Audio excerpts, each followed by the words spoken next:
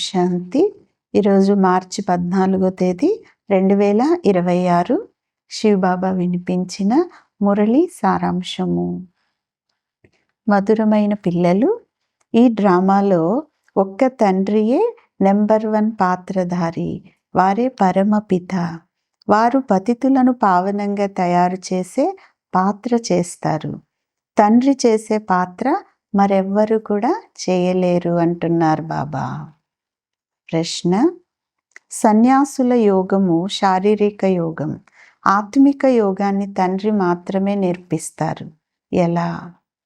సమాధానం: సన్యాసులు బ్రహ్మతత్వంతో యోగం చేయటం నేర్పిస్తారు, కానీ అది నివసించేటటువంటి స్థానం కావున అది భౌతిక యోగము. తత్వాన్ని సుప్రీం అని అనరు కదా. పిల్లలైన మీరు పరమాత్మతో యోగం జోడిస్తారు. అందువలన మీది ఆత్మిక యోగము. ఈ యోగాన్ని తండ్రి తప్ప ఇతరులెవ్వరూ కూడా నేర్పించలేరు.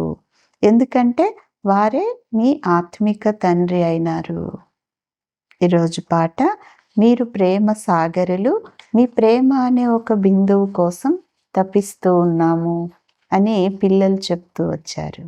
మంచిది. మధురాతి మధురమైన అపురూపమైన పిల్లలకు తల్లి, తండ్రి, బాప్దాదాల యొక్క ప్రియ స్మృతులు మరియు గుడ్ మార్నింగ్. ఆత్మిక తండ్రి, ఆత్మిక పిల్లలకు నమస్తే. ఆత్మిక పిల్లలు ఆత్మిక తల్లి, తండ్రికి ప్రియ స్మృతులు, గుడ్ మార్నింగ్ మరియు నమస్తే నమస్తే. ధారణ కొరకు ముఖ్యమైన సారం. మొదటి పాయింట్: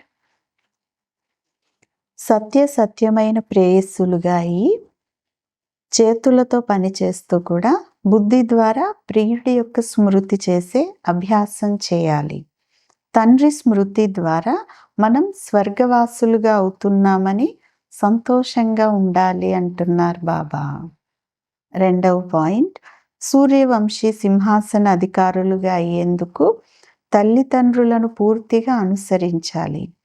తల్లిదండ్రుల సమానం జ్ఞాన సంపన్నులుగా అయి అందరికీ కూడా దారిని చూపించాలి అంటున్నారు బాబా. ఈరోజు వరదానం: కిరీటము మరియు తిలకాన్ని ధారణ చేసి బాప్ దాదాల యొక్క సహాయకారిగా అయ్యే హృదయ సింహాసన అధికారి భవ. వరదానం యొక్క వివరణ: ఎవరైనా సింహాసనంపై కూర్చున్నారంటే తిలకము మరియు కిరీటము వారికి గుర్తుగా ఉంటుంది. అలాగే ఎవరైతే హృదయ సింహాసన అధికారులుగా ఉంటారో వారి మస్తకం పైన సదా అవినాశి ఆత్మిక స్థితి యొక్క తిలకం అనేది దూరం నుండినే మెరిసిపోతూ కనిపిస్తుంది. సర్వ ఆత్మల కళ్యాణం జరగాలనే శుభ భావన వారి కళ్ళ ద్వారా లేక ముఖము ద్వారా కనిపిస్తుంది. వారి ప్రతి సంకల్పం, మాట మరియు కర్మ తండ్రి సమానంగా ఉంటాయి అంటున్నారు బాబా. స్లోగన్: సరళ స్మృతి కొరకు సరళతా గుణాన్ని ధారణ చేయండి. సంస్కారాలను కూడా సరళంగా చేసుకోండి.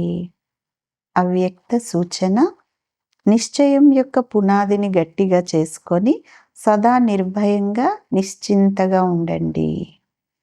విజయులుగా అయ్యేందుకు పునాది నిశ్చయం. పునాది పక్కాగా ఉంటే బిల్డింగ్ కదలదు, నిశ్చింతగా ఉంటారు. కానీ కేవలం తండ్రిపై నిశ్చయం మాత్రమే కాదు, మీపై మీకు కూడా నిశ్చయం.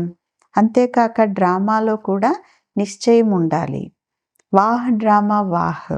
ఒకవేళ డ్రామాలో నిశ్చయం అనేది ఉంటే అకల్యాణం కలిగించే విషయం కూడా కళ్యాణంలోకి మారిపోతుంది అంటున్నారు బాబా. మంచిది. ఓం శాంతి.